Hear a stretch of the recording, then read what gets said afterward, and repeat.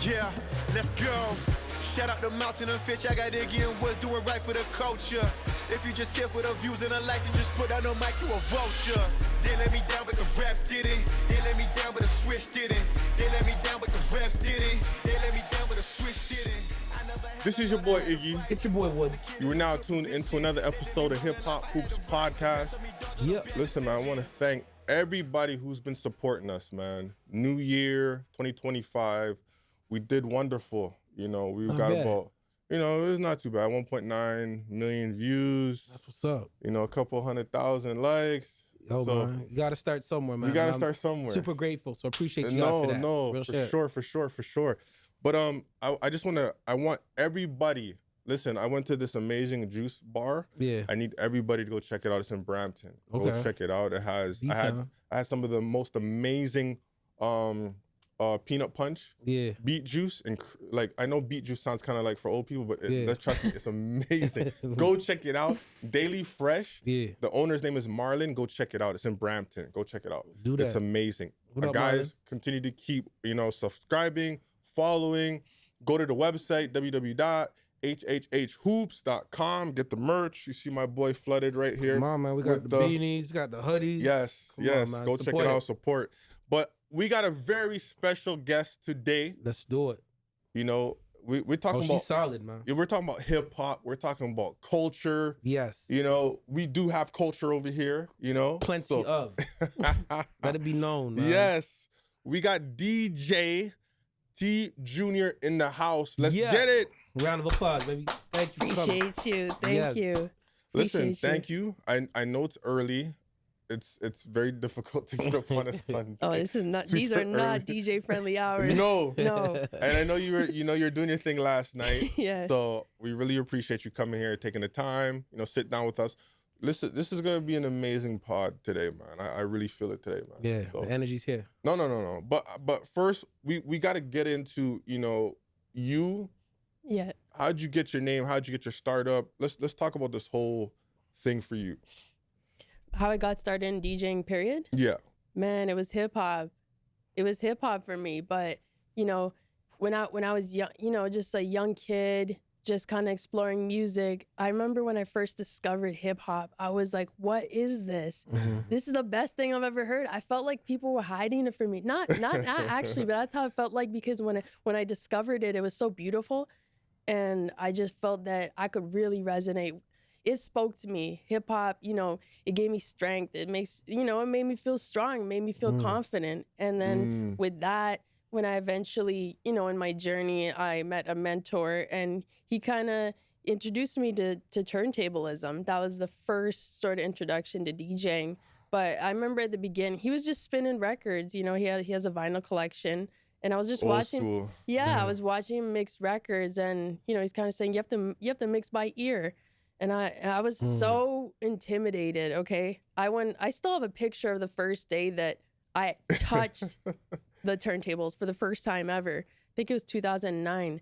And I was like, because it was so new to me, I felt like Bambi. You feel like you don't have that muscle memory. But I was like, I knew what I wanted to do in my mind. Like, I want to do, I want to mix like this, but I couldn't do it yet. And then I would take a seat, and I'm like, you know what? I don't know if I'm interested. And then I heard him scratch. He did just a few basic cuts, right? Like transforming, baby scratch, chirps. And then everything changed. Right. When I heard that, I was like, wow, this is, at that point I didn't realize it's an instrument, the way that we use it as the DJs, like the turntablists. And at that point I said, it was almost like the very next day I said, where can I get my hand on turntables? Help me out. I don't know where to look.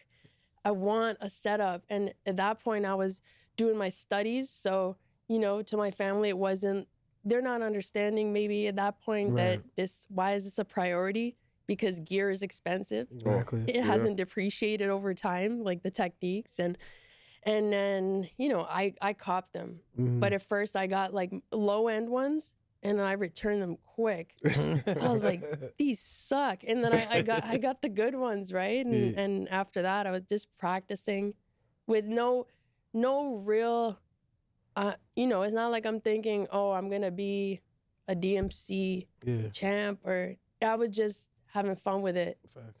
Just practicing and just trying to learn new techniques.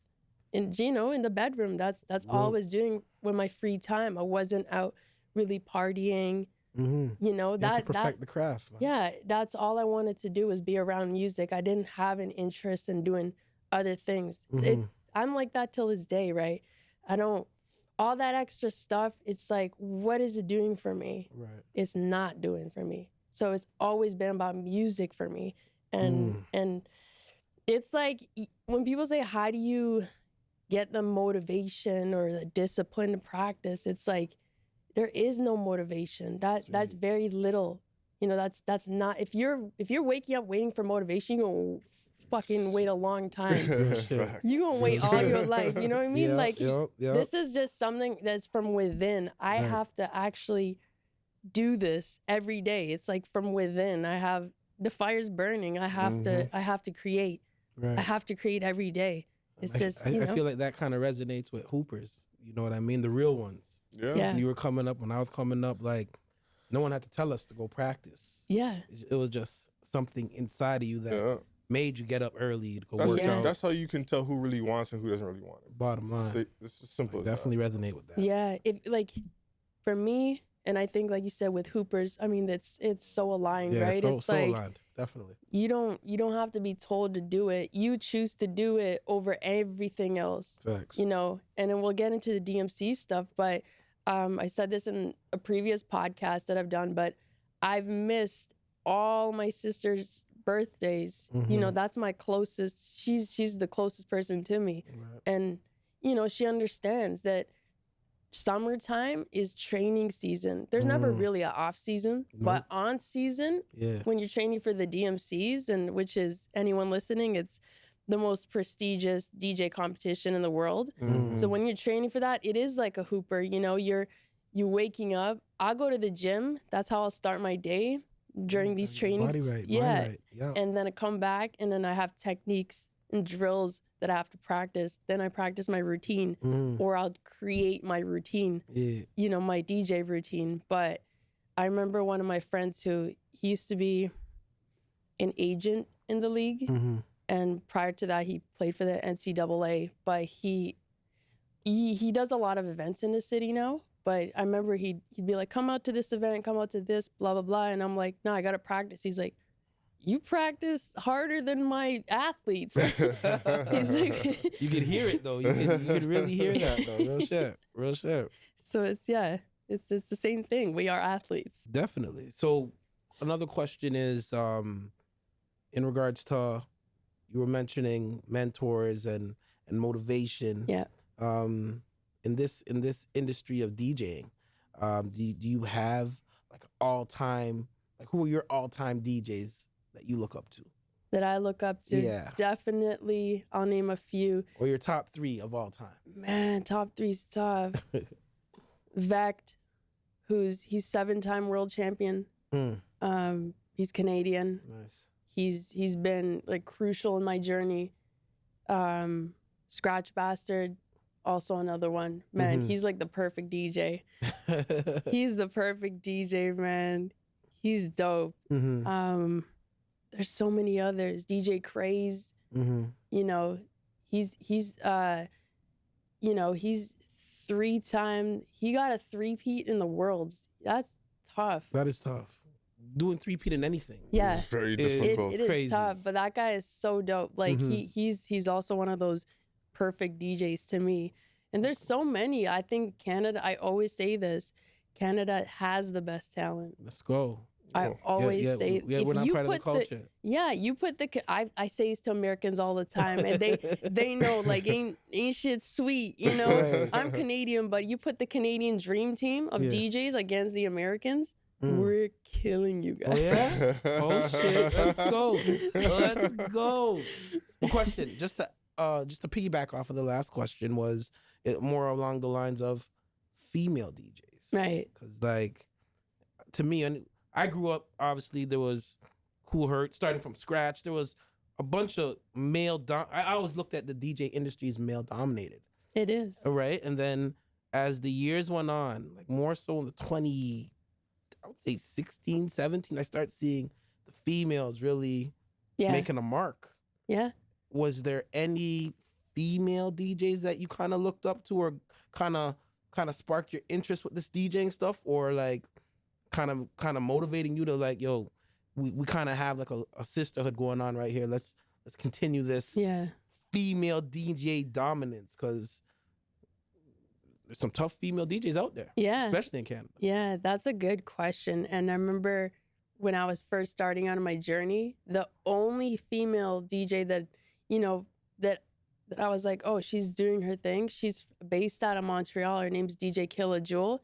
She was the only one that was actually doing, you know, just turntablism and scratching. And there was a few YouTube videos that she had, and I would always go to them. And I don't know, I must have told her, like, you were, you know, I looked up to you. Wow. Yeah. Wow. And she was the only one that was like doing that stuff that's at a high level. Right. And then after that, I sort of, in my mind, never really thought about it male versus female. For me, it was just like dope versus the rest. The rest. You just gotta be dope. Bottom line. You know, I'm not trying to be. I think dope recognizes dope. Yeah, you just gotta be real. You gotta be real good at it too, but it takes a lot of work. So Clearly. For me, it was, you know, she does her thing till this day, and she's real dope. And then for me, I was like, I want to pave my own path. You know, I want to walk my own lane. Right. And that's what I did. Killer Kells is dope too. Shout out Montreal. Yeah, Killer Kells. She's tough. Yeah, she's dope too. Yeah. She does her thing. I want to get back to just your name. Interesting name. So I want you to, you know, I know you told us, you know, off camera, but, you know, how'd you get your name? So DeeJay T-Jr. Yes. Okay, T is the initial of my last name. And that's that. That's real simple. But like I told you guys off camera, growing up, you know, my first job ever in my life was in a grocery store. I was like 15 years old. And one of my managers at that time, so I didn't know nothing about nothing. You know, at that point you're just trying to work. Right. That's all I wanted to do was work until I can gain independence. And you know, to a level at that age. But you know, I had a manager that he was real strict on the workers, but in a good way. Right. You know, he kept everyone in line, and he had a certain swag to him. You know, he just he looks like a hooper. Like he looks dope, but you kind of like scared also. Yeah. And then over time, he became my mentor. But so over the system in the grocery store, he would always just call me by my last name. You know, come to this aisle, do this, do that. And I was like, that's so cool. No one's called me by my last name. And I'm not going to disclose my last name, but low key, it's hard. Like, thanks, Pops. Like, he did good, but it's like 10 letters long. So he would always call me T all the time till this day. And I was like, that's so cool. You know, and it gives you an identity different from everybody else. Yeah. And not only that, it's just, now when I think back, it's sort of that Kobe Mamba. Yeah. You know, people who know me in my personal life, they'll call me by my given name, but everyone else, it's just T. Right. And then the junior, where that comes in is, you know, I have an older sister, and he'd always call her senior and myself junior. Right. And I was like, that's cool. And then I combined them because he would call me both. And then I said, I like both. I can't choose. But at that time, I wasn't thinking I'm going to go anywhere with DJing. It was just, this sounds like a battle name. And at that time, like, you know, you like as you mentioned earlier, there weren't that many females in the industry, especially in that niche area. So I remember when I did my first battle in 2016, people didn't really know about me, I guess, yet. And then I was the only girl in that competition, but they didn't know because the name was sort of, you can't really tell, right? Right. With the name. So I just ran with it. And also it's one of those names where it's just T, you know, or junior. It's not, when you're in a battle scene, you don't want a name that people that's dissable. So I was makes sense. It makes sense. I'm trying to diss you, but I don't want no ammo. You don't want to give. You're not giving them no ammo. No competitive edge. No Again, edge at all. Yeah, it's that same Makes thing sense. with ball. No competitive edge. Facts. Yeah. So a lot of people have a lot of dissable names, you know. You know what's crazy? So I always thought, like, okay, when you're in a party and you're doing your thing, like, have you ever gone into a party and you're like, yo, this crowd is dead, and you just, like, you felt like you were nervous that you couldn't get them to, like, be hype with you? Like, I always felt like, especially like, because I always thought to Gucci, and I'm like, bro, are you not nervous? Like, are you afraid that they're not gonna be like, you see them in the crowd and they're not feeling what you're doing? Yeah. I always got nervous, and he's like, no, I'm never nervous. Are you ever nervous? Like, yo, these guys are not gonna, like, feel me, and or is it just like I'm gonna kill this shit every time? I just always defer to my work and my skills. You know, maybe when you're first coming up and you're a novice trying to build your skills and you're not there yet, right? You might feel those nerves and you don't have the confidence yet to maybe rock a crowd. But when you're more seasoned or you've put in the time and the work, those things, it's like what Kobe says. It's like, I've done this move a million times. Like, you can always fall back to that. You already know. How much time have I practiced? It's right. If the number one thing with DJing is music knowledge, right? And with me, I've studied and I continue to study it. I am a student for life. So I'm always learning, you know, so you can't outlearn me. I'm always going to be doing my homework, you know? So back to your question, do I get nervous? No, I don't really, you know, you might feel nervous for the first minute if it's something more in the competitive stage, but when it's something, like you said, you're rocking a crowd, this is what I do. Right. This is what I do. I'm supposed to know what to do. I'm supposed to figure it out on the spot, and all my sets are freestyled anyway.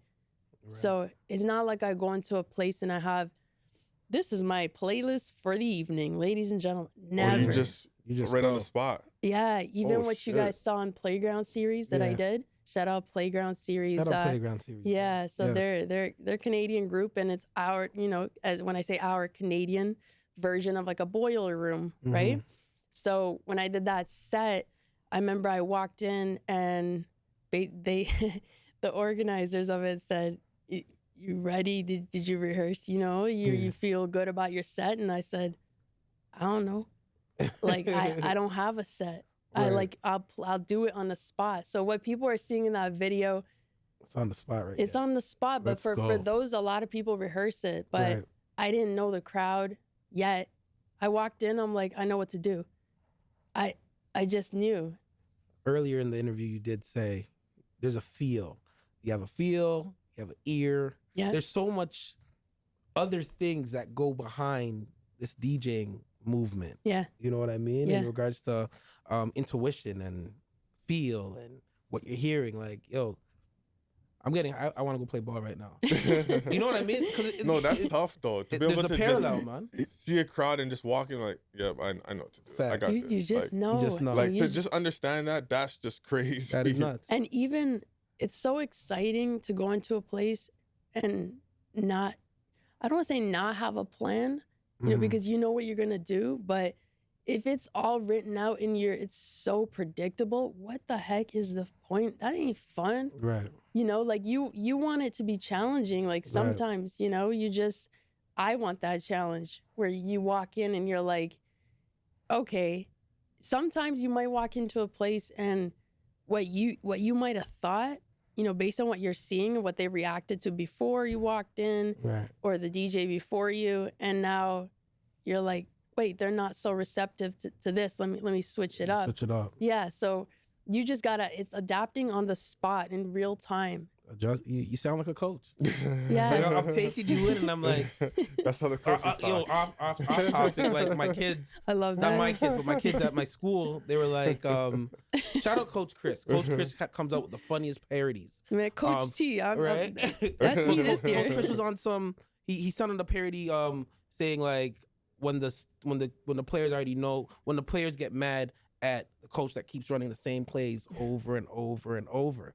So, you know, DJ T's on some, you gotta adjust. Yeah. So I was just like, it clicked. Like, fuck, you gotta adjust. Like, you gotta.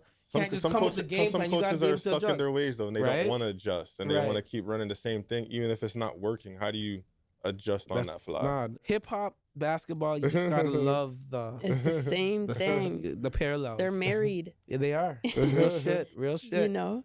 You mentioned, you know, one time maybe for a minute or so you're being nervous, and then earlier you were talking about the DMC. Right. You wanna elaborate a little bit more about what the DMC is? For sure. And why you got nervous? Like, clearly that DMC got you a little nervous. Clearly, because it's huge. Yeah. But yeah. Let's talk about that. So real quick. the DMCs, as you can see right here, the World Finals this year was in Paris, France. You have this 6-minute routine that you rehearse over and over and over, because the analogy I like to use is figure skating. So when these athletes, DMC is like the DJ Olympics. So that's the best way for people who aren't familiar to think about it.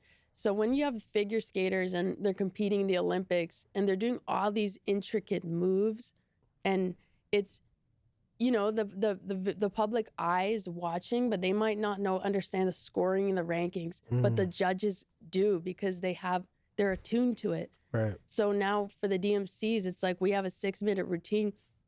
The judges obviously want to impress the crowd and make them happy, but we want to impress the judges. I get those points. Yeah, because they're the ones scoring, and they're listening to everything you're doing. Right. You know, the criteria is like they're listening for your technical skills. You know, how clean you can pull off your routine. Yeah. Your composition. So what story you're telling from the beginning. You know, from when you start to the end of 6 minutes. Wow. You have to have a mix of beat juggling routines, you know, where you flip a beat that hasn't been flipped before. What kind of style do you have? What kind of innovative techniques? You know, it's been running since '85. You want to do stuff that hasn't been done. Right. Right. And we have so much technology these days that it's a good thing and a bad thing, but it's definitely a good thing, because now we have more at our disposal, you know? So we're getting scored on all these things and by these world-class DJs. And this crowd is watching, you know, like hundreds of people, and they're watching you online in the live chat. So it's like, when I say you're nervous for that first minute or getting on stage, these are normal nerves. It means you care. It means you're human. If you're not nervous, you don't deserve to be there. Yeah, you might not care the way you think you do, right? Right. But this past year when I was competing, it was a good year. You know, there was good competition and a lot of amazing world talent. The goal is to be at the world stage. Yeah. You want to win titles in your home country, and I think that's a great thing. Yeah. But you want to be with the highest level of competition, which is the world competition. Right. So when you see, you're kind of like, damn, I'm on the same platform. Yeah, they're dope. Best. Everyone here is here for a reason. Yeah, you know. So that's sort of, it's just beautiful, because when you're talking to these other DJs and you're like, hey, you know, like how, just like on a human tip, you know, and we all practice the same way. 8 hours straight, 12 hours straight. Yeah. These are the hours we put in for 6 minutes. And the rule of thumb that DJ Vec gave me was, you want to spend 1 month per minute.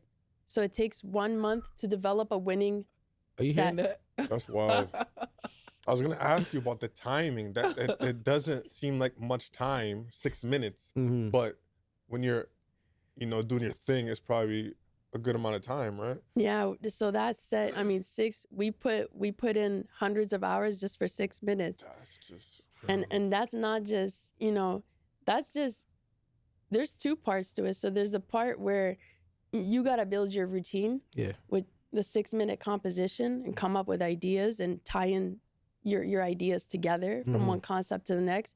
And then every year, defending is difficult because of the simple fact that you have to advance your technical skills every year. Someone's going to want come for your title. Someone is out there. Someone's there with my picture on their damn wall. That's how I was in my, like, you know, that's how I was thinking about it last year. Cause I'm like, you know, someone must want it. Bottom line, and at the end of the day, you're in the way. Yeah, you're in the way. Yeah, man. it's tough. Kind of similar to TDE having Drake's picture in the studio. Yeah. Sorry, my bad. No, it's exactly like that. Like someone had the picture, so that's how I'm thinking. It's sort of like Michael Jordan, where sometimes you kind of make it more than it is, you know, and in your mind you're like, you just wait for that. You wait for something to ignite you. It could be a comment. It could be just the thought of someone trying to come for your title. Right. It could be anything. Sometimes you gotta even make it up, man. It could be, you could ask some of my friends. One of my friends, DJ Mids, shout out DJ Mids. He could tell you. I would message him sometimes. He's like, it's not that deep. I don't think they meant it like that. I said, it's that deep, and that motherfucker's on the list now. Straight up, straight up. It's like us with the comments, yo. Like, speaking of Playground, like I was, you know, going through the comments of what you did. We were talking about that. And I was like, yo, like, obviously there was some killer compliments, like, you're doing your thing. Yeah. Then you'll see a 1-2, like, oh, that mix was shit, or why would she mix Aubrey with, oh shit, I forgot. Oh, Black Rob? Black Rob, that one. I was like, let me talk about that. So the nerve. Yeah, so oh my God. Before you start, I just want to talk about how did that whole thing come about? You going on the Playground series, cause that thing is fire. It's fire, dope, man. Yeah, you know, how'd that whole thing come about for you to get on there? Because you said it's based in Vancouver. Yeah, and then they moved to Toronto, so now nice. they sort of have them here. But I had connected with them at an event prior to that, and they reached out a few times, you know, a couple times, but I was traveling. You know, I was in Paris, and then I went to Chicago for a show, and I had to say no until I was back, and until I felt that the timing was right. Right, it's a feeling, and then they reached out. I know they wanted me on there, right? And when the time was right, I went on there. Yeah, killed that shit. Yeah, so they reached out, and the last message that I saw from them was, "You ready to kill this?" And I didn't even respond back. The nerve. What do you mean if I'm ready to kill this? What you think? I mean, it's not every day they might have maybe a DMC type, you know, we're different, but yeah. Come on. we're different. So when you did the Drake, the Black Rob mix, what like the comments, I know we were talking about it, and I was like, what? And they were going, I told you, we're so used to, you know, the comments and stuff, but it's today, right now, at this moment, we're not allowed to give Drake any credit. We have to say that he sucks, or we have to be on that wagon. Which ain't gonna happen over here. Any credit at all. Straight up. He can't do anything right at this point. So the way that I look, this is how I explain it to people. Okay, I'm competing on the world stage for Canada. If my country is cheering, for example, an American, you know. Come on, man. Real shit. You know how whack that is? It's beyond whack. You know how whack that? You gotta represent home team. And we talk about this all the time. All the time, man. All the time. And like, guys, I got the Canadian flag on my arm. Let's go. And you know what I mean? Come on, man. It's real. I'm lucky in a sense that I have Americans cheering for me.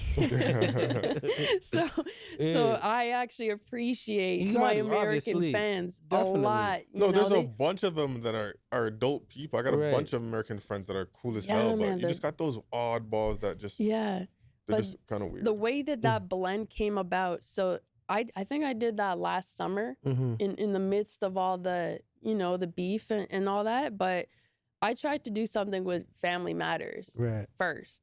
And you know what? I was like, I'm not going to force it, because to me, that song was already perfect. Right. That diss track is amazing. Come on, man. They're playing it back now all of a sudden. Yeah, I've been playing it. Let's go. But that beat switch 3 times, I was like, you know what?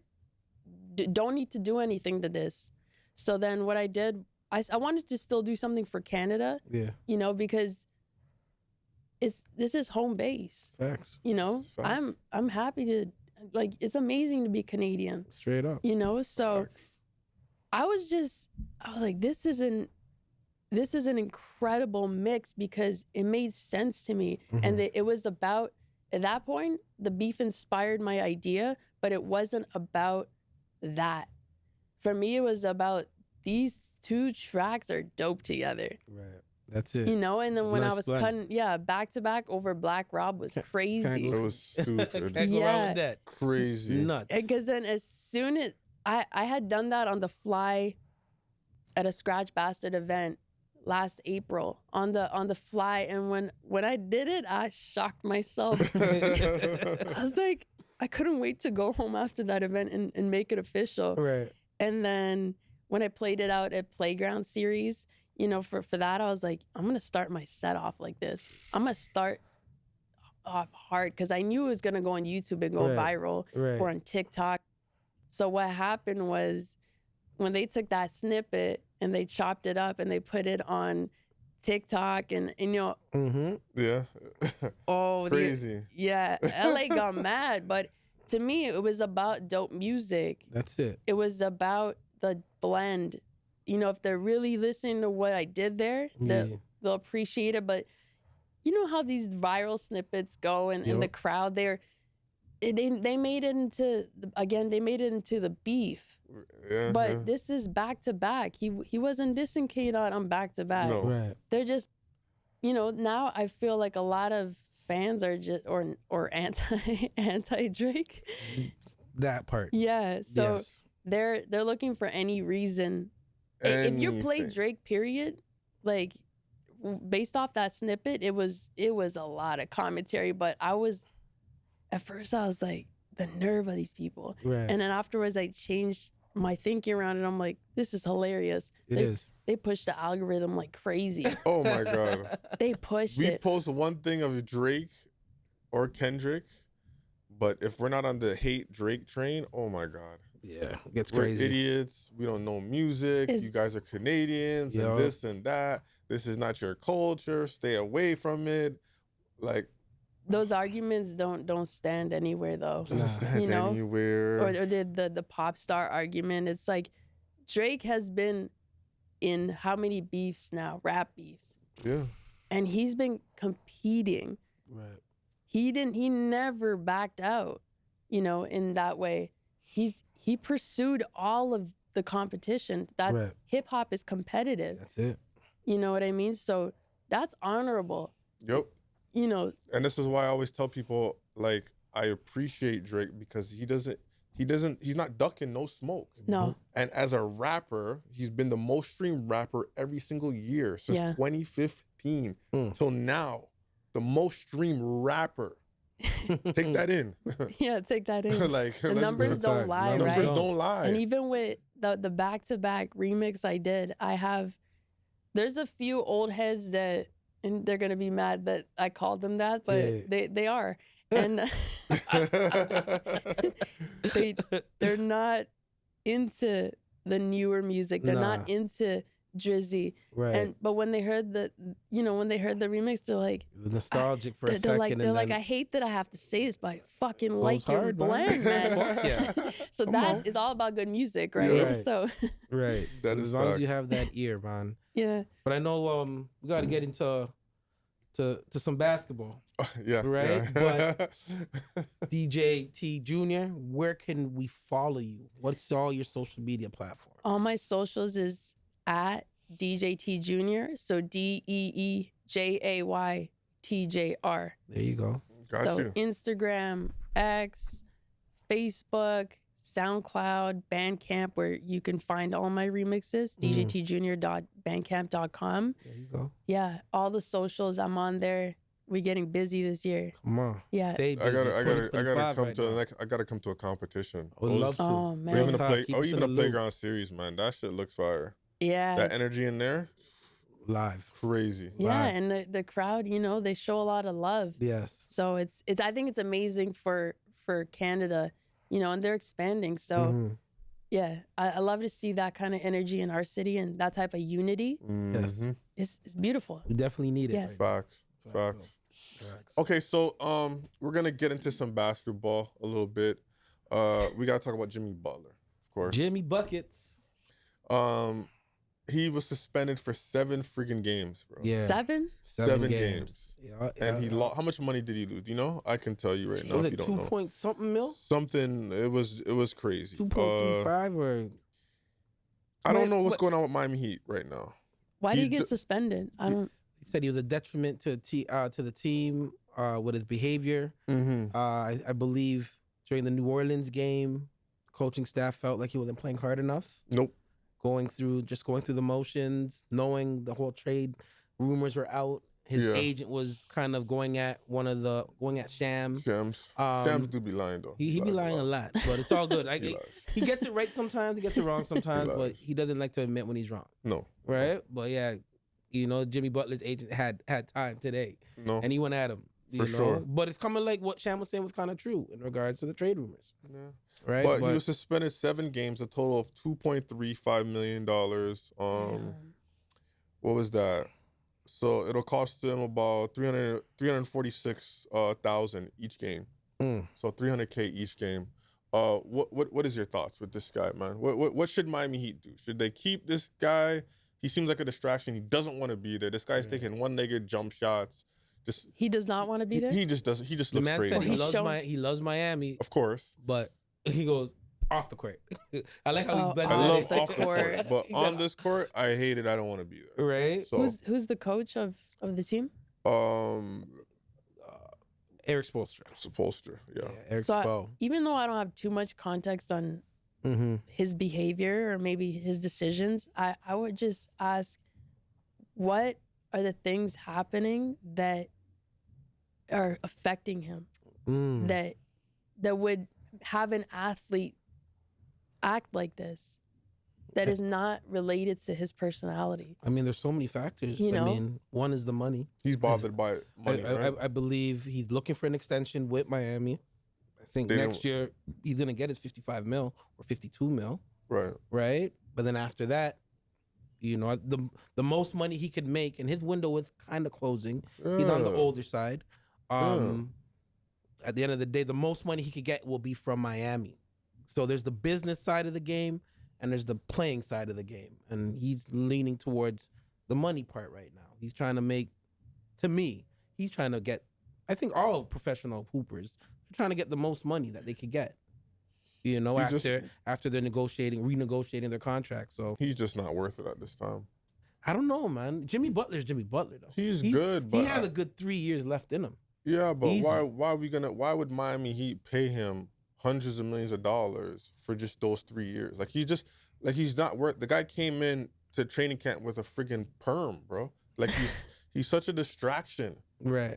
Like it's just not worth it. He got freaking, like you said, he got extensions in his head now. Yeah, I'm not feeling the weave thing, man. Like what are we doing the purple here? Weave, all that. Like just look where he came from. Chicago was a distraction. Got traded to Minnesota, had a problem with Wiggins and Karl Anthony Towns. Got removed from there. Went to Philly, had a problem with Ben Simmons. Oh, got him out of there. Now he's over here. So there's always a problem. Is that a pattern? It's just the pattern. The pattern. It looks like when it comes to negotiating time. Because the first impression when he gets there is always solid, and they do well. Like when he was at Chicago, when he was at Minnesota, when he was at Philly, like Kawhi ended up having to shoot that shot. The lucky bounce. Like if we would have played Philly with Butler, Redick, overtime. Embiid, why do you name Redick, bro? I have to. Bro. You know what I mean? He was a factor. No, you know what I mean? Simmons.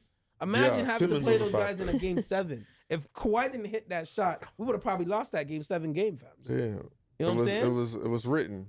Yeah, it was written though. God already wrote that down. Toronto Raptors 2019 champion. I'm just saying, but then after, which is amazing. After, when it comes to negotiating time for Jimmy, if he didn't get what he wants and didn't hear what he wants to hear, he does stuff like this at every location. Listen, I get it. Miami, like he took them to 2 championships. They didn't win any. They didn't win, but he's done good with them. Right. But at this point in time, players have to understand when you're older, you just don't get that same money as you would have gotten 3-4 years ago. It's just like, why would Miami Heat do that? Like, why would he even want to do that to Miami? and put them in that burden. This like is a almost, LeBron with the Lakers. Like, why do that? This is a similar thing with Klay Thompson and Golden State. Yeah, like these older guys want the money and then it destroys the franchise. Right. Bro, like these guys, you guys been overpaid for many years. Like just take some money and try to win a championship and keep it pushing. Like I don't know. If I'm Miami Heat and I'm Pat Riley, I trade his ass. Well, you know what? Shout out Jimmy Butler, because what he posted on his IG today was a picture of Drake's track "Emotionless." Oh God. You know okay. I mean, I don't know what. Okay. You know, Champagne Poppy on his IG story put a little cryptic message. I don't know if this is the cryptic message. Come on. You know what I mean? I feel like our Toronto Raptors could use a little Jimmy Butler right now. Come on. You know, that's not what we need right now. I'm just saying right now, man. I don't like the way we playing right now. So yeah, we could use some of that Jimmy Butler in now. Here. Speaking of Toronto Raptors, we were on a 10-game losing streak. 11 game. Okay, sorry. Did you say losing streak? 11-game losing streak. Right. Oh Lord. We got to blame Pirtle for this. No, because Pirtle came in with that energy in the beginning of the year, stating that we're not trying to win games. So my thing is, like I said, how much are Raptor tickets? How much is it to go see a Raptor game right now? It's a pretty penny. So they haven't like give us any discounts or anything. They haven't given any discounts. No out discounts for tickets? as of yet. So listen, we need to boycott the Raptors. No, right you now. cut it out, man. We need to boycott the Raptors. Do you think less people are going to the games than they used to? I think more bougie people are going to the games just to say that they were there. Got you. You know what I mean? Yeah. The real fans can't afford them tickets, so they be watching at home. You know what I mean? So it's more corporate now? Yeah, like I'm watching the games and I'm looking at the crowd and I'm like, yo, you guys don't deserve to be there right now. You guys can afford it. Shout out to you guys, but from a Raptor purist, you guys are weak. Sometimes our home games are so weak, and maybe our team feeds off of that. But at the same time, when we snap that 11-game losing streak, Barnes hit a shot. He played well that game, but he hit a shot and he started dancing. A losing streak is crazy. What are we doing? Why are we dancing for? You know what I mean? For him to hit that shot and dance in front of the bench. It's like, my man, you lost 11 games in a row. What are we doing? But this is what I told you about the bet against the Magic. Magic had nobody. And Suggs got hurt. Everybody got hurt. Beat the brakes out of us. Oh my gosh! But this is what I was telling you about as far as just maturity level. Is Scotty Barnes ready to lead this team? And he's just not ready. I mean, winning helps though. Winning helps. But winning helps. We've been all our guys. We haven't had Quickly, Barrett, and RJ, and RJ, and no, I said Barrett and Scotty Barnes at the same time, okay. Right? Yeah. With Pirtle, and I'll sprinkle in that G Dick. You know what I mean?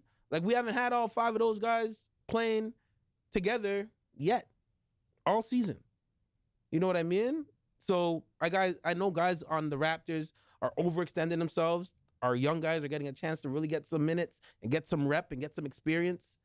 But fuck, man, 8 and 20, 8 and 26 right now. Listen, we gotta just prepare for, the draft right now and see what we can get in the draft because we're not very good right now. We don't need nothing in the draft right now. Well, that's what we're aiming for. Let's get Jimmy Butler out here. Hell no! Why would you want that? Doesn't make sense. Man. That's just crazy. You know what Jimmy Butler is good for? When he gets to a new location, he balls out.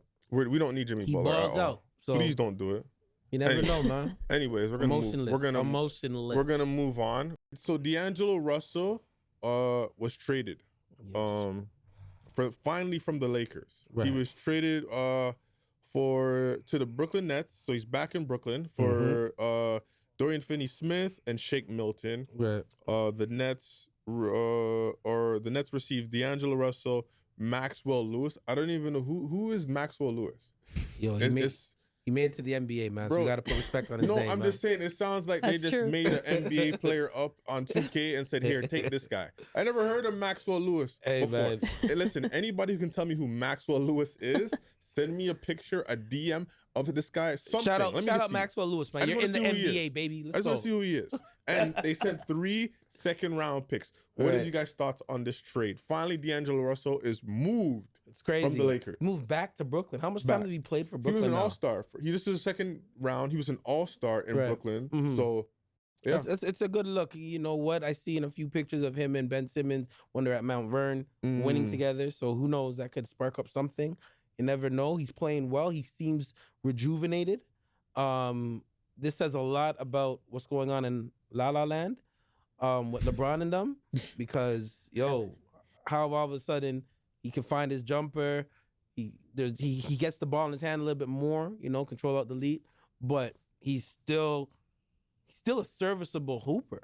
You know what I mean? I know since he got to Brooklyn, they're 2-2, but he had one big win against, I believe it was Milwaukee.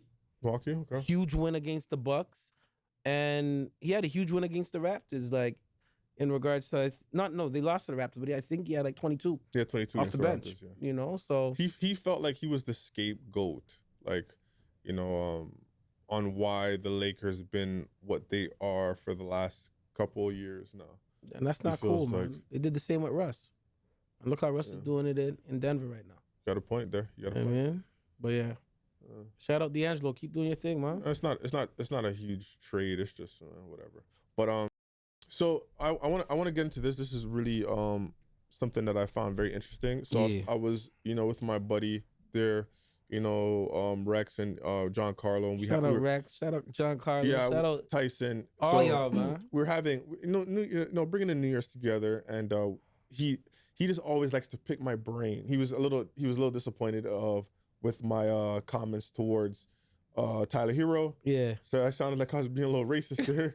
Not being racist, relax. Yo, this guy doesn't like Reddick, like Hero. You heard that? Look, you heard that, right? When I said Reddick. I'm counting. Come on, man. That's two. Shout out DeeJay T-Jr. in the building. She's catching on, though. She caught it. But no, I'm not racist. I love non-back players, whatever. But he made we were talking about just players from, the older players, our generation, and the newer players, right? Especially the ones coming out of Canada. So right. he wanted to know, who would you rather take if you were starting a team? Would you take prime Steve Nash versus Shea Alexander right now? Who would you take if you're going to start a team?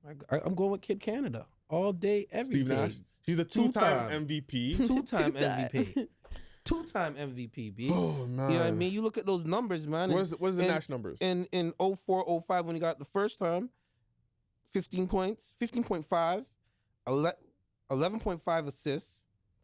You know what I mean? Shooting 50% from the field, shooting 43.1 from three. You know what I'm saying? The MVP numbers, bro. That's not MVP number. From an assist standpoint, from the Phoenix, That's three. What was it?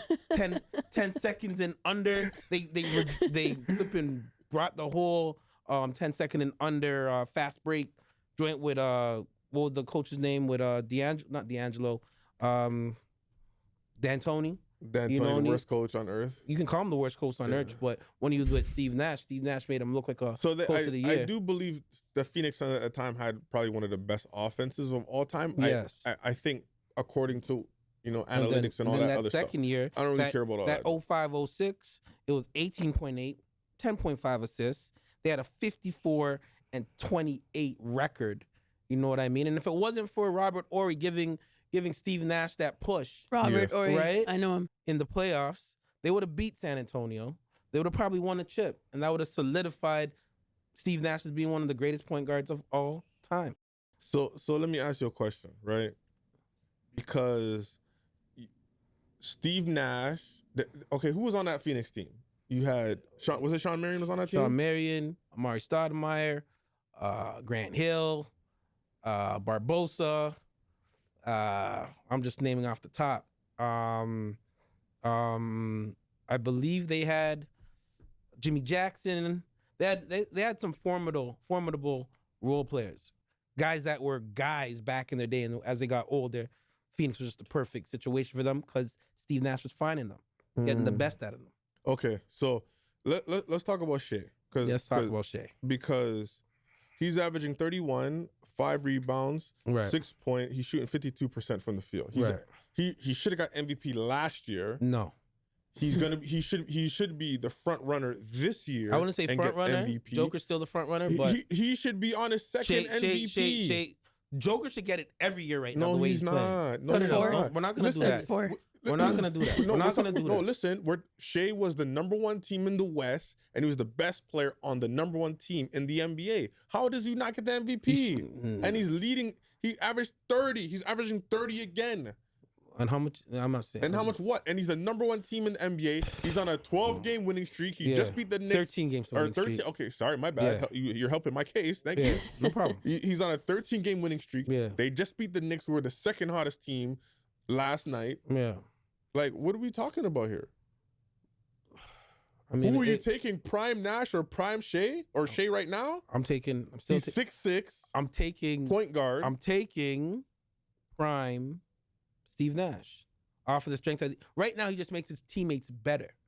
Right now, what we're seeing with Shea is a lot of ISO. Can't be guarded. I'm not knocking the ISO ball. He can't be guarded, but there's just too much standing around. And like I said last week, when the games are on the line, when the playoff starts or even when the NBA Cup starts and the court shrinks, my man Shea ain't saying nothing yet, fam. Like, he's not winning basketball, bro. Be careful what you're saying now. No, I want to be wrong.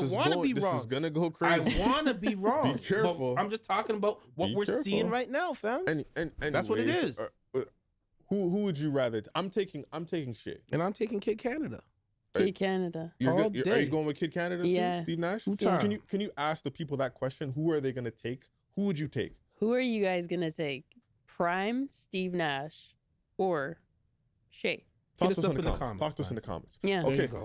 All right. Okay. Whatever. All right. So we're gonna get into hip hop. We're gonna go back into hip hop right now. Yes. And we got a shout out to my brother TV Gucci. He dropped the EP. A few weeks ago, the Gentleman's Side. Fix that bow tie out here. What is you guys' thoughts on this project? It's 7 songs. Yeah, lifestyle, man. Lifestyle. You like lifestyle? Really resonated with me, man. What's your thoughts on this project? It was good. I was bumping it on the way here. Yeah. And there's definitely a theme, which I thought it was super suitable. Yeah. But it makes sense. There's some dope stuff on there. Yeah, I mean, rider music. Yeah. You know what I mean? Showing another side of Gucci. Yeah. You know what I mean? Hollering at the ladies. Listen, man. If you leave me, just know. You know what I mean? You're gonna feel it. You're gonna feel it. You feel me? But this just shows the evolution. I always hit up Gucci and I let him know the evolution of him as an artist. Mm-hmm. You know what I mean? We ain't talking about no YouTube rapper out here, B. No. You know what I mean? The evolution of TV Gucci as an artist. His bars are getting better. You know what I mean? His storytelling's getting better. You know, he's moving up in the rankings, man. So Friday, Ricky had a list of him, and he was 13. I mean, Toronto artists. Toronto artists. Shout out Friday, Ricky J, the OG Triple OG, but yeah. Hopefully 2025. Without your boy Kabonga, Kabonga wasn't on the list. I was like, come on. That's just crazy. That was crazy. I do like it. Like I said, Gucci's been so consistent with his music. Obviously, dropping Strictly with Jim Jones, like. Come on, man. We all grew up loving Jim Jones. Yeah. And for you to fill out, that's just like a dream. Like, now I'm doing a song with Jim Jones, like a guy that I looked up to with Dipset and stuff. And then, he to me, he's so consistent. Like, that's my thing when I'm looking at artists and today's, especially Canadian artists. Are we going to be consistent to drop music? And I think, I just think there's not a lot of consistency with music and artists, especially there's a lot of artists that I want to hear music from, and I want to hear what you guys got, and they got a lot of music tucked, and I don't know why they're holding on to their music. Just drop it. Because sometimes the song that you might think is the banger, or the song that you don't think is the banger, is probably the banger. It's always like that. Even as a DJ, when I I do the blends, the ones that mean something to me. Yeah. They sometimes hit, like they're always gonna hit, but like the ones that I was just like, whatever. They end up being the slapper. They take off, and I'm like, that's what you guys like, right? Yeah. So you just, I always tell myself, keep creating, but don't keep it, don't hold it. You have to put it out. There's like, see what happens. See if it's very difficult to get over yourself in terms of the idea of perfection, but I have to talk to myself. I have to talk to myself, and artists should do that, which is put it out. Right. Put it out, because whatever you made in that window of time was probably, you can hang on to stuff, but certain things, just let it go. Facts. And then come up with a new project, because certain windows are open for a certain time. Facts. Straight up. And I've seen this with artists that I've worked with. Put it out. Put it out. Put it out. Real talk. There you go. Yeah, man. I like the consistency from Gucci. Yeah. Again, and I gotta appreciate that. Like I said, 7 tracks. If you guys haven't heard it, go listen to it. I do want to play one song. I hope YouTube doesn't, copyright us. But I do like Lights. There's 2 songs that I really, really, really, really, really like, and that's Porn Star. Yeah, Porn Star's a banger. It has like this Biggie. If I'm tripping, tell me if I'm tripping or not. I tried to call the man last night. He didn't answer. Answer my damn call when I call you. But oh damn, he's in Bahamas. Right. I'm tripping. Sorry. But he's in Bahamas right now. I'm tripping. I'm calling this guy like, yeah. Anyway, but tell me if I'm tripping if this is not Biggie. Let me get into this song, Porn Star. It's on a Gentleman's Side, TV Gucci's track.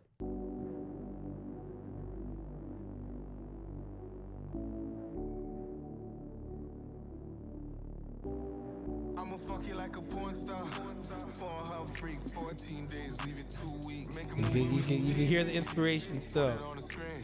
Won't you put it on the screen? Now we fucking like some porn stars. Pornhub freak, 14 days, leave it 2 weeks. Make a movie with TV. Put it on the screen. Won't you put it on the screen? Went from clubbing to shopping, now you champagne popping. Feeling yourself because your man got you popping. Okay, am I tripping? Is that not Biggie? I hear what you're saying. The melody. It was all a dream. Yeah, you can hear that. You can hear it.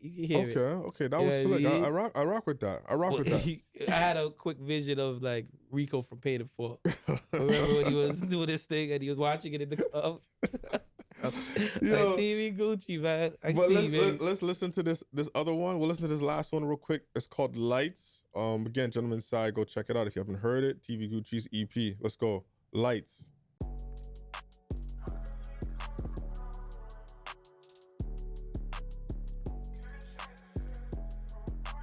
Fanny 808. The lights in the rose, diamonds and clothes. Buy at the stores, they wanna fuck a nigga. Mouth full of gold, you do what you don't. Your bitch still chose to fuck a nigga. I'm on the block until the sun come out. They ain't a nigga with a bigger truck. I whip these foreigns like it's double Dutch. Okay, Lights, man. What did you guys thoughts, man? Lights. Gentleman's Side. I like it. TV Gucci. I like it. Porn Star's a little better though. Yeah. I think Lifestyle's a little better than Lights as well. Right. But it's a good listen, man. I mean, out of the 7 tracks, he got a good 5.5 out of 7 that I was feeling. That that I'll keep. That I'll just let it run. Yeah. Right, you know what I mean? Same. So, yeah. No, just keep doing his thing. Just keep doing your thing. Keep doing your thing, man. Gucci, you already know what it is, man. Yes, sir. Okay, so let's move on. Joey Badass. We got to talk about Joey Badass. He dropped the track. It's called The Ruler's Back. Let's go. What is you guys' thoughts on Joey Badass? It's me, baby. I just saw. I kind of see like why they kill him in the show? Why they? He's not dead, man. He's not dead. What are you talking about? He's back. I thought his brother killed him. He's back. Don't worry, man. Right. You gotta know the power. You gotta know the power of universe. Uniqueness in the building. He thought the 50. Dead. Okay. My bad. You know what I mean? Power. You know what I mean? Flipping. Yeah, it's gonna be tough. It's gonna be tough. Yeah, okay. It's gonna be tough. Unique ain't dead though, and he ain't dead in this. He ain't dead in this either. Just letting it be known. He had to throw a little jab, like his let brother it be known. His ass though. His brother sneak shot. It don't matter. He almost when they went pound to pound, fist for fist, body blow for body blow. Okay. Unique was kicking his ass. All right. Cut it out. Let's talk about the song. The Ruler's Back. What is your thoughts on The Ruler's Back? I thought it was thorough. I thought it was a nice. I've always been a Joey fan. Let's go. He's dope. Talk to him. So whenever people that I like, when they drop something, I get excited. And I listened to it. I thought it was dope. I thought it was a nice little jab. Yeah. And you know what I mean? Yeah. The West Coast rappers. I seen him doing that dance like Kendrick in the video. Yeah. And It's just crazy. It was kind of nice. I'm paraphrasing, but he kind of let it be known like, all right, yeah, you guys are on the West Coast artists is crazy right now. Almost forgetting about East Coast artists. We're here. Well, who's popping from the East right now? He does have the line. I know what you're talking about. He goes, too much West Coast dick licking. East Coast niggas till I die. It's clear who here appear the king of New York. So come on. He's definitely not the king of New York.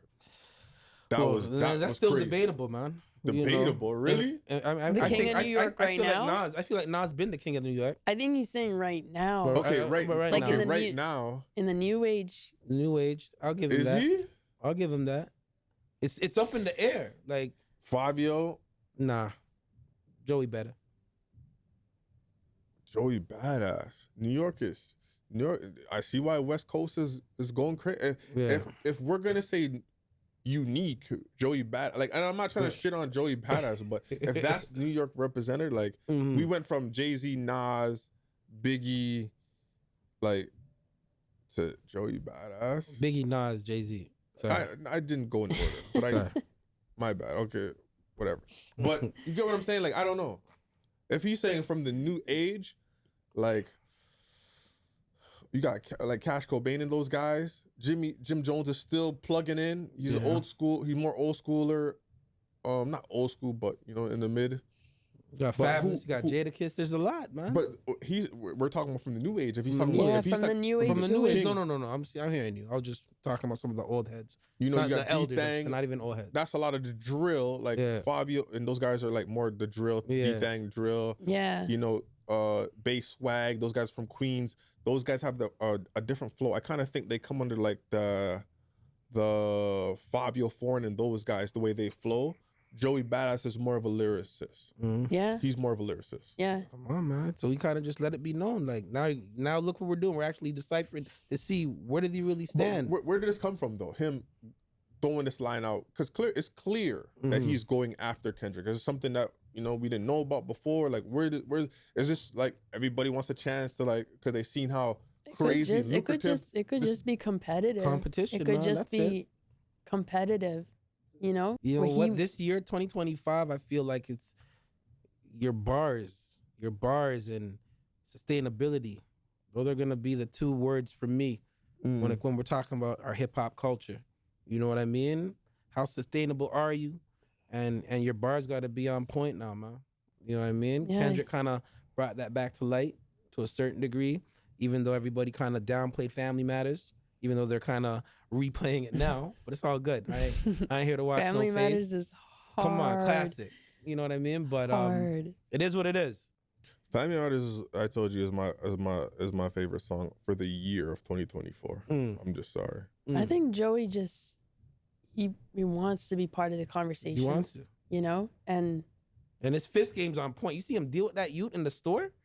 Oh my goodness! I thought he got beat up. He fought someone? Yeah, no, he didn't get beat up.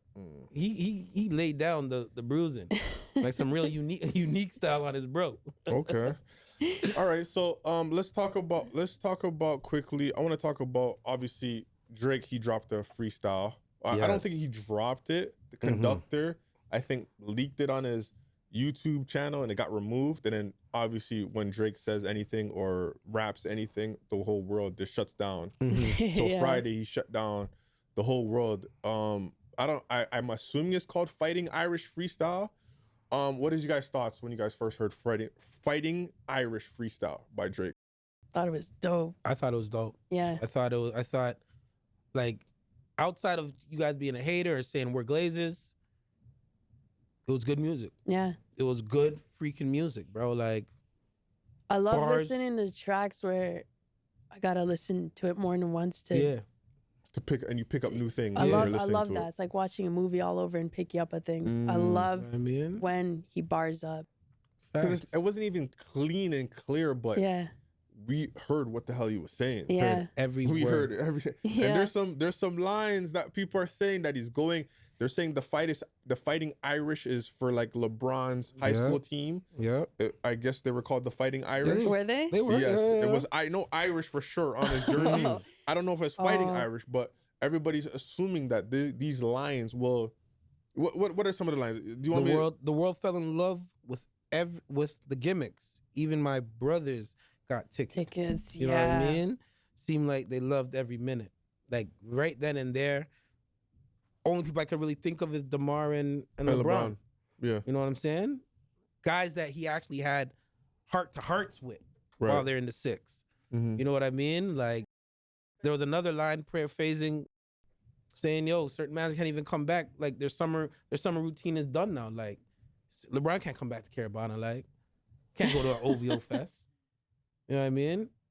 Especially with that last stunt what he did on his birthday. Where's he gonna go in the summers now? Right? No, he used to be a regular. Like they people are pulling out, like, I'm talking old school joints of when Drake had his mixtape release party. It was at 6 Degrees, and LeBron was there, and his agent Rich Paul and Rex, all those guys were there. Yeah, that was a big pick. All of them were there. And they were at it was at Young and Eglinton. I remember that because he used to have the nostalgia parties were crazy. Parties there, and they were phenomenal parties at 6 Degrees. I love that venue, and everybody's like, there was a line, I can't remember the line, but he was talking about 6 Degrees, and people were saying like, I don't want to allow this to ruin your reputation or something like that. And people were like, is Drake threatening? In Fighting Irish? Yeah. Oh, I love that line. They were like, is Drake threatening LeBron? Right. And then everybody started talking about, they're going crazy on Twitter or X. Yeah. And they're talking about, bringing up Savannah. Right. So there's a picture of Savannah looking at him when LeBron was like this. And you see the track she was playing, Not Like Us, on that caption. Like, so, it's wild. But I wanna ask you guys a question from this, because you have the haters obviously who just won't admit it. When they tell us, hey, we want this boy to rap, and then when he raps, they don't want him. You hear shit like, oh, he didn't even write it. Yeah, AI read it. I was like, what? It's just no credit, right? And then my thing is, I want to ask you, does Drake have the right to be upset at LeBron and DeMar? I want to start with you. It depends on the relationship that they had. If it depends on the relationship which I don't know what their relationship's like, but if we assume that they're tight, then he might feel, he might feel like there was a loyalty there that went astray, so depending, that's the thing though. We don't know these guys. Everyone online, we don't know these guys like that. Right. We don't know what actually goes on behind the scenes. There's a lot of things that go behind the scenes, right? So it's hard to speak on something where I don't have actual facts. So I try not to get into that, but I feel as though and this is a feeling, I feel as though Drizzy had a close relationship with both of them. So if he felt that something happened there, and there was a fallout or a sense of betrayal, then there was a betrayal of sorts, right? Of course. So, if you have a friend that you guys are tight, and then just it was unspoken, maybe that there's some sort of he's on the other side or he's on his side now, you might feel a way. Of course. You might be like, why didn't we talk about this? Facts. So he might, so it depends on the relationship that they had. But I think Drizzy was tight with him, Felt that way. See, what is your thoughts? Like, just to piggyback off what DeeJay T saying, like, remember when Bronny was playing in high school, Drake's at the games. You know what I mean? Maybe that's where the picture came from with Savannah. Who knows? You know what I mean? What it was, you see Drake on the barbershop on LeBron's show. Yep. And I remember another dark time was, Drake going through the Pusha beef. And, Drake had that nuclear bomb that he was gonna drop, and they didn't end up doing it. But I remember Drake saying, called LeBron.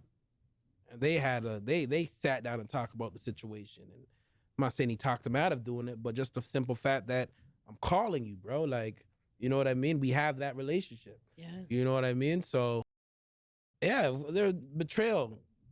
For sure, the man felt betrayed. The man has tatted on his body. Who has who tatted? Drake has Drake LeBron has tatted. LeBron's jersey number. Oh, really? You know, one of his. I think he has KD as well and he has Steph. KD. He has KD and Steph and LeBron. Those are the three guys. So I mean, we didn't do that with DeMar or nothing. I'm just saying, like, you're gonna that's loyalty. His loyalty to you.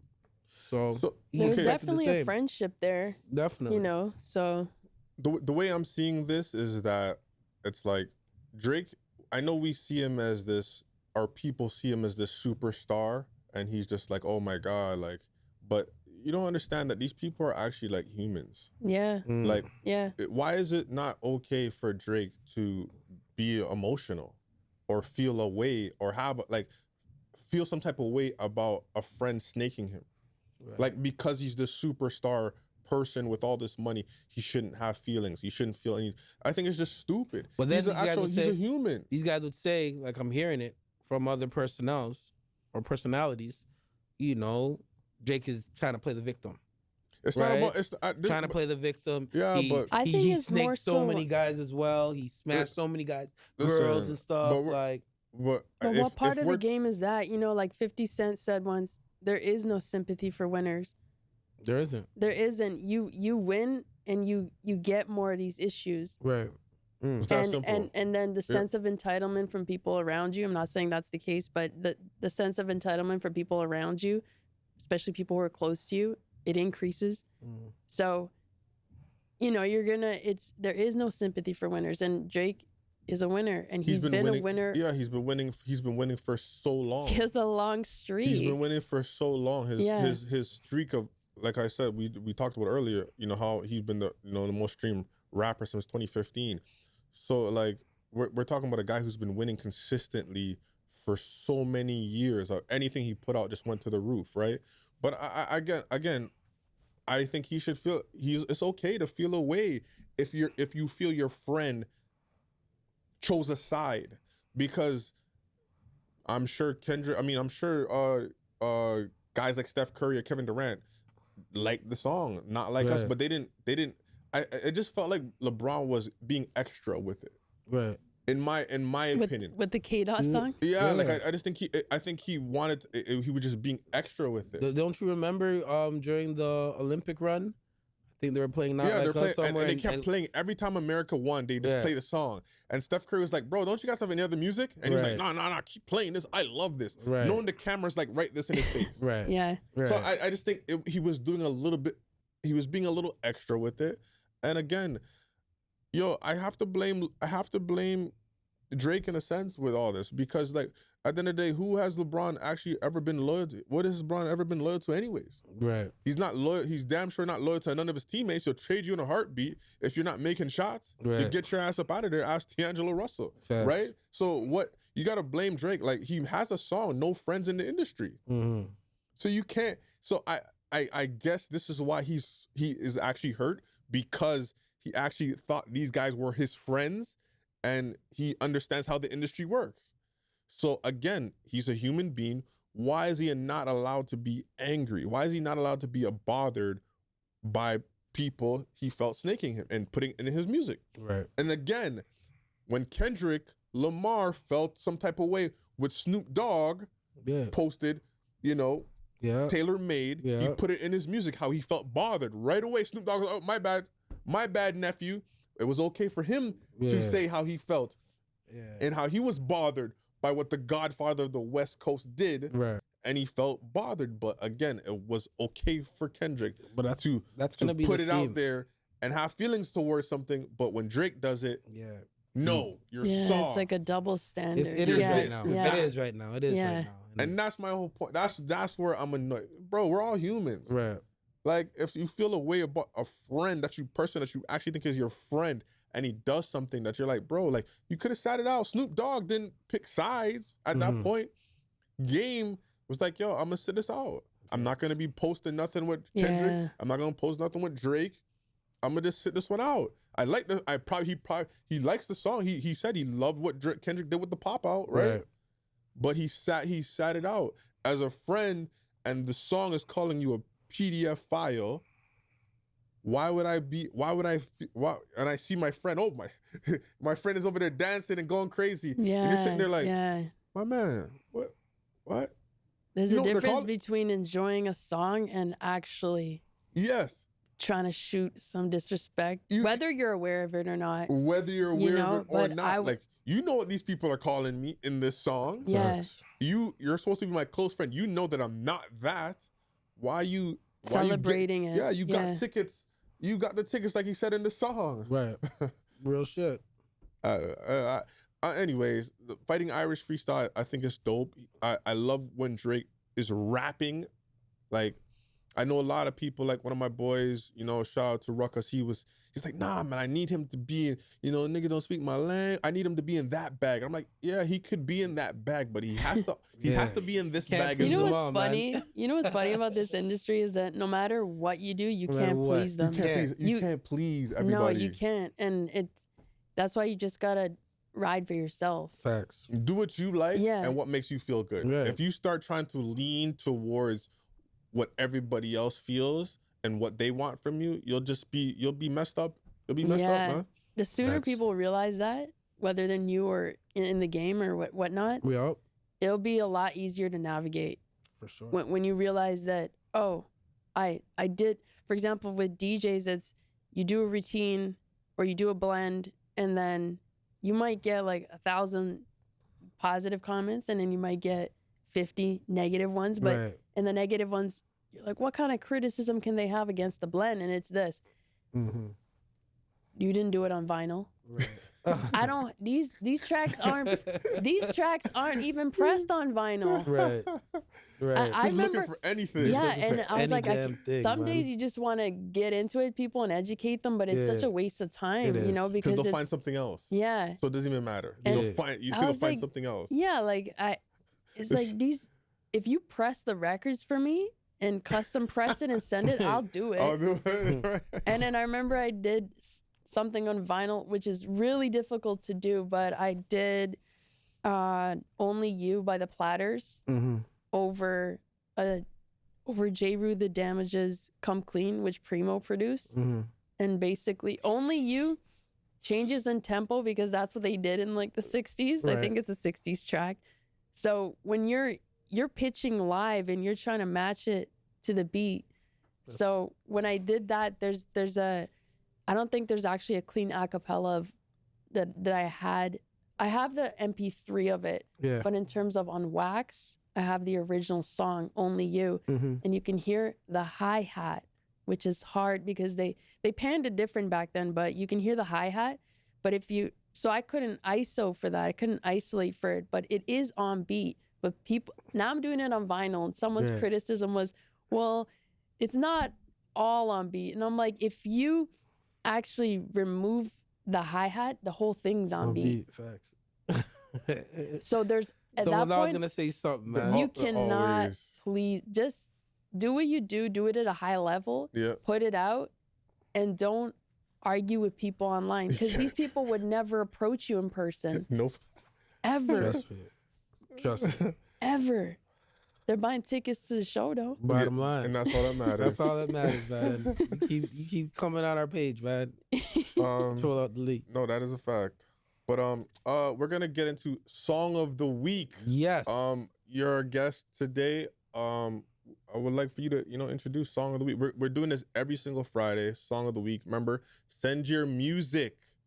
It's hiphopandhoops1@gmail.com. You'll see the email right there. Send the music artist. We're going to play it every single Friday, Song of the Week.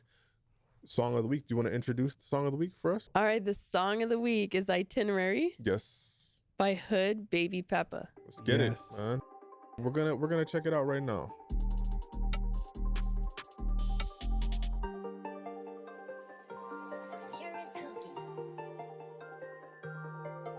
I'm in business, I should be the back of the plan. I'm a businessman, I gotta check my itinerary. Came up off work, but I wasn't the square. Never worked 9 to 5 hours, bitch never could carry. Flew out the citrus to shoot me a fit, then I flew to New York and no cap in a new era. I ain't put bread away, need to do better. Reserves in the bitch ass easy to stop cheddar. I was cannon, but I don't know net. Bitch, I'm on third shit, Chris Fit. Put over the phone to dope. She asked if I'm good, I replied to Joe's, I ain't sick. These niggas can't they records, but they have some poodles on you know the pepper pit. Porter head and dip, I OVU, that shit done got me pissed. Overseas, I wreck, $8,000 wreck.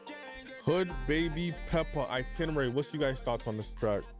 Like I said, man, the evolution of Hood Baby Pepper, you can see it. He's, you know what I mean? He's not a YouTube rapper. No. You know what I mean? His flow's crazy. He's an artist. Yeah. You know, so you know, he's from my neck of the woods, and yeah, super proud to just see him just continue to go. Right. And continue to make good music. So yeah, I was surprised to see him as a song of the week, but keep going, Hood Baby. We see you, baby. What is your thoughts? Dope. It's dope. Like, I think I'm always gonna support people from the city. Right. You know, artists from the city, but he has his own style. He got his own flow. Yeah. His flow's crazy. Yeah. So I think, you know, just keep doing it. Yeah. Yeah.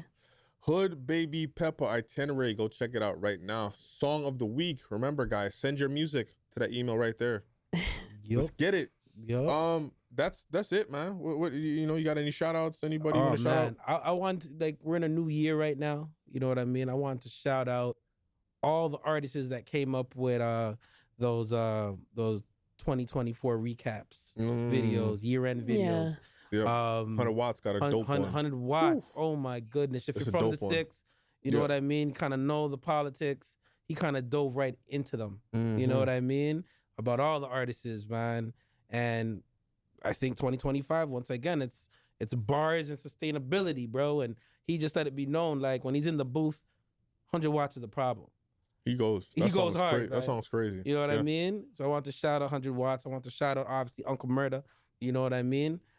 His year wrap up, damn near 17 minutes, 18 minutes of heat.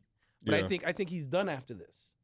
He's not making anymore. I said in that track, he said he's done after 10 years strong. He went at Drake crazy. You know what I mean? It was dope though. It was dope. The person that I remember that started it off was Mad Skills. Yeah, right? So I seen Mad Skills came out with I remember Mad Skills came out with his year end. He was back with it.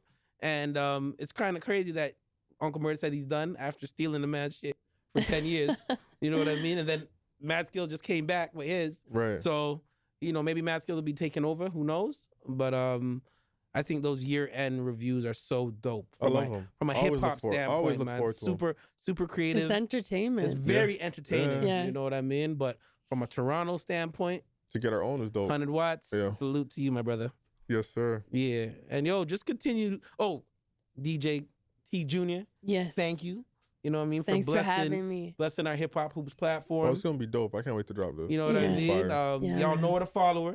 You know what I mean? You want to let them know one more time where we can follow you? For sure. So at DeeJay T-Jr. That's across all platforms. At DeeJay TJR. And I want to say something about DJ culture in Toronto and Canada.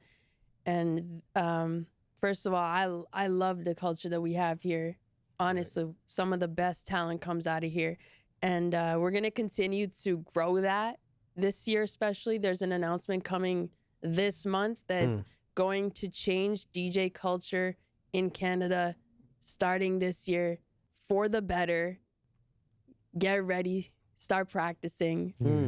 I'm super excited about it, and I can't say exactly what it is yet. But yo, just let it be known as soon as you can. You know, but it's happening. It's happening, and some really good things are gonna happen for this country and this city. Let's go. And we're gonna develop these DJs to high caliber.